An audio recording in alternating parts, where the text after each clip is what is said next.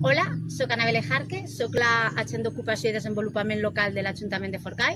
Fa més de 20 anys que treballo en el disseny i execució de projectes de desenvolupament i ara he vingut a participar en el programa d'experts municipals voluntaris del Fons Valencià de la Solidaritat, que m'ha portat a Sant Juan Bosco, un municipi d'Equador que està format per 5 parròquies i cadascuna de les parròquies té diferents comunitats.